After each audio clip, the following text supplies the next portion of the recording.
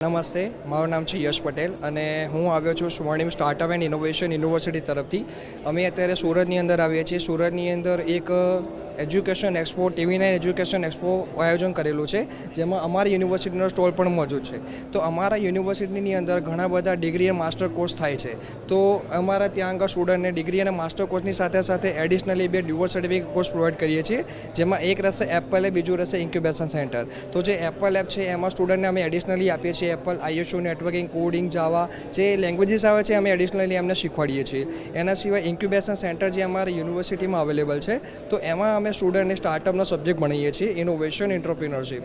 તો આ જે સબ્જેક્ટ છે એના બેઝ ઉપર સ્ટુડન્ટની અગર માની લો સ્ટડી પછી અગર જોબ બાજુ જવું હોય તો બી કરી શકે છે, અથવા એન્ટરપ્રિન્યોરશિપ પોતાનો બિઝનેસ સ્ટાર્ટઅપ કરવો છે તો કેવી રીતે કરવું જોઈએ એ અમે શીખવાડીએ છીએ. એક્ઝામ્પલ, અમારી યુનિવર્સિટીની અંદર અત્યારે એક સેફ્રોન લેબ અવેલેબલ છે, જે અમારી યુનિવર્સિટીના એગ્રીકલ્ચરના સ્ટુડન્ટે બનાવેલી છે.